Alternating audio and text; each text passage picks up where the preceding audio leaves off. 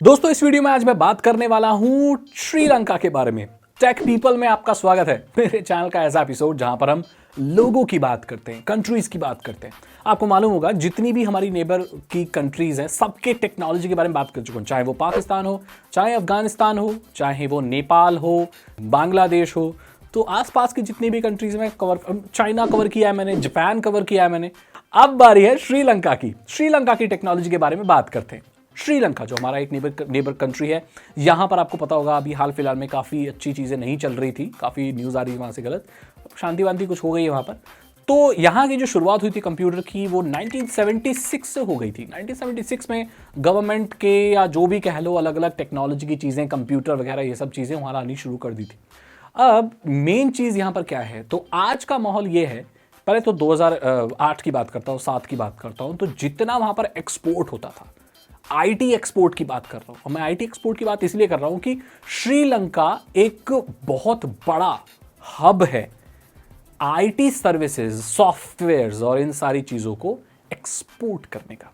यानी कि वहां से सॉफ्टवेयर बनके या आईटी सपोर्ट या जो भी आईटी सर्विसेज है वो दुनिया में अलग अलग डिस्ट्रीब्यूट होती है, जैसे भारत में होती है। हमारे यहां एक से एक सॉफ्टवेयर बनाने वाले लोग हैं, सॉफ्टवेयर का बहुत बोलबाला है। आपको ये भी मालूम होगा कि बहुत बड़ी बड़ी कंट्रीज में जितने भी सॉफ्टवेयर कंपनी में बड़े बड़े एम्प्लॉय काम कर रहे हैं वो ज्यादातर भारतीय हैं, क्योंकि सॉफ्टवेयर की फील्ड में इंडियंस को बहुत अच्छा माना जाता है। आईटी में इंडियंस को पूरी दुनिया में अच्छा माना जाता है। इनफैक्ट डॉक्टर्स को भी बहुत अच्छा माना जाता है। आपको मालूम है अमेरिका में जितने भी टॉप के डॉक्टर्स हैं वो ज्यादातर आपको इंडियंस ही मिलेंगे। हालांकि वहां पर उनको एक अलग एग्जाम देना पड़ता है, बट जो भी उनकी डॉक्टरी होती है या अभी जो एक चिकित्सक होते हैं वो बहुत बेटर होते हैं। तो आईटी एंड मेडिकल में काफ़ी नाम है इंडिया का। ऐसे ही श्रीलंका का भी काफ़ी नाम है। अब श्रीलंका के जो बहुत बड़ी बड़ी जो कंपनियां हैं, जैसे गूगल कह लो, माइक्रोसॉफ्ट कह लो, एमिरेट्स कह लो और कतर एयरवेज कह लो, ऐसी बहुत सारी कंपनियां हैं जिन्होंने अपने सेंटर्स श्रीलंका में खोल रखे हैं। वहां से वो लोग टेक सॉल्यूशन या बिजनेस सर्विसेज वहां से इंपोर्ट करते हैं और श्रीलंका इन सारी सर्विसेज को एक्सपोर्ट करता है। श्रीलंका में जो टेक के गैजेट्स वगैरह हैं जैसे चाइना बनाता है, ये इतने ज़्यादा नहीं है और ना के बराबर ही होंगे, लेकिन जो सॉफ्टवेयर सर्विसेज हैं वो बहुत ज़्यादा प्रोवाइड की जाती है। यहाँ के इंटरनेट की बात करते हैं तो एसएलटी, मोबिटेल, एयरटेल, हच और इस तरह की जो कंपनियां यहाँ पर बहुत पॉपुलर है। यहाँ पर फिक्स्ड ब्रॉडबैंड भी है जिनकी काफ़ी अच्छी स्पीड है, जितनी इंडिया में मिलती है, और मोबाइल ब्रॉडबैंड भी है। और यहाँ का मोबाइल ब्रॉडबैंड का प्राइस देखें तो इंडियन करेंसी के हिसाब से 499, 699, 799 ऐसे इंटरनेट प्लान मिल जाते हैं। वहाँ पर एयरटेल भी काम करता है, ठीक है। तो नॉर्मली प्लान्स का हम देखें, रेट देखें तो यहाँ पर क्या है, अनलिमिटेड है इंटरनेट, अनलिमिटेड है। 4G आ गया है, 5G का ट्रायल चल रहा है। तो जो 4G इंटरनेट मिलता है इसकी मैक्सिमम स्पीड शायद ये लोग, और हाँ 3G और 4G में सेम प्लान है, कोई वो चेंजेस नहीं है यहाँ पर। तो अगर आप 4G भी यूज़ करो, 3G भी यूज़ करो तो भी आपको, 3G भी यूज़ करोगे तो भी उतना ही मिलेगा, 4G भी यूज़ करोगे तो भी। और यहाँ पर फिक्स है कि 4 Mbps तक अनलिमिटेड इंटरनेट, मतलब कोई डेटा कैप नहीं, कुछ नहीं, आपको 4 Mbps दे दिया गया। हालांकि उसको ये लोग 4G बोलते हैं बट वो है तो 3G ही, और अनलिमिटेड आपको मिल गया। लेकिन हाई स्पीड अगर आपको इंटरनेट चाहिए जैसे 100 Mbps ये तो आपको फिर 5G में मिलेगा, जो कि सिर्फ ट्रायल हुआ है, अभी पूरे तौर पर आया नहीं है। और आई एम श्योर वहाँ पर जब 5G आ जाएगा तो अनलिमिटेड ऐसा नहीं मिलेगा अगर आपको ज़्यादा स्पीड चाहिए तो। यहाँ पर कुछ टर्म्स एंड कंडीशन भी देखने को मुझे मिली टेलीकॉम इंडस्ट्री में श्रीलंका की, कि ये प्लान आपको दिए गए हैं। 4 Mbps का आपको प्लान मिला है 799 में या कितने में, पूरे महीने के लिए अनलिमिटेड है। या 1 घंटे का प्लान भी है। तो जो अनलिमिटेड मिलता है यहाँ पर जैसे पूरे महीने का, तो तभी एप्लीकेबल है जब आप कम डेटा यूज़ करो, और वो भी बताया नहीं गया क्लियरली कितना कम। अगर आप हैवी यूसेज करोगे तो आपकी सर्विसेज और FUP पे डाल दी जाएंगी, यानी कि आपकी जो स्पीड है वो शायद 4 Mbps से और कम कर दी जाए। मुझे नहीं पता उसमें क्या ही सर्व कर पाएंगे।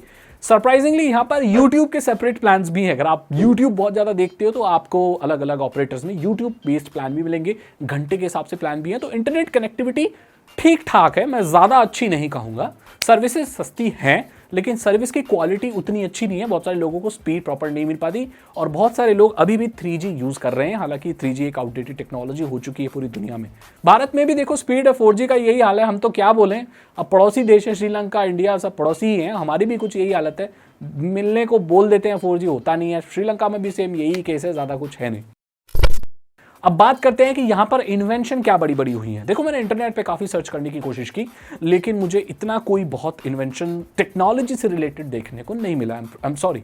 अगर आप जानते हैं, श्रीलंका में रहते हैं और आपके देश में कुछ अच्छा बना है, तो आप प्लीज़ कमेंट सेक्शन में ज़रूर लिखिएगा ताकि लोगों को पता लग पाए। मैंने अभी देखा है कि यहाँ 43 कोई इंटरनेशनल इन्वेंशन का कोई एक ऐसा प्रोग्राम कुछ हुआ था इंटरनेशनली।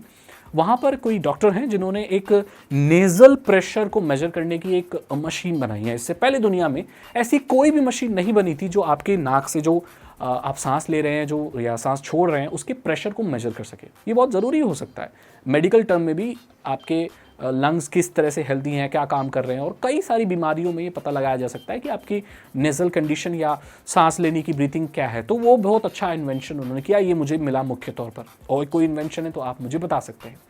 तो ये है टेक्नोलॉजी श्रीलंका की। श्रीलंका एक आप कह सकते हो आउटस्कर्ट पे एक ऐसा हब है बहुत सारी कंपनियों का, ऑफशोर हब कह सकते हो, क्योंकि आपको पता है श्रीलंका समुद्र से घिरा हुआ है, तो इसीलिए ऑफशोर एक अलग छोटा सा हब है बहुत बड़ी बड़ी कंपनियों का, और वो खुद भी सॉफ्टवेयर वगैरह बहुत एक्सपोर्ट करता है। तो बात करें टेक्निकली श्रीलंका की, तो 2007 से जितना वो एक्सपोर्ट करता था मिलियंस में करता था, बहुत कम कमाता था पैसा आईटी एक्सपोर्ट कर। लेकिन अभी 2021 की बात करें तो बिलियंस ऑफ डॉलर, कितने बिलियन डॉलर का ये लोग एक्सपोर्ट कर रहे हैं सिर्फ आईटी का। तो इसी से अंदाजा लगा सकते हो कि अब बहुत ज़्यादा सर्विसेज पूरी दुनिया को श्रीलंका प्रोवाइड कर रहा है आईटी की फील्ड में।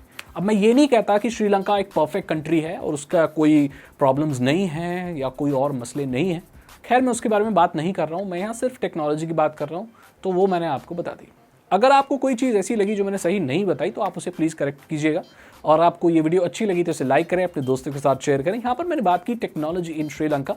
अब देखो श्रीलंका के लोग सारे वो टेक गैजेट इस्तेमाल करते हैं, भूमंडलीकरण का, ग्लोबलाइजेशन का ज़माना है दोस्तों, आजकल हर प्रोडक्ट हर जगह पहुंच जाता है। तो मैं ये तो बिल्कुल नहीं कह सकता कि भाई ये गैजेट यहाँ नहीं पहुंचता, वो गैजेट वहाँ नहीं पहुंचता।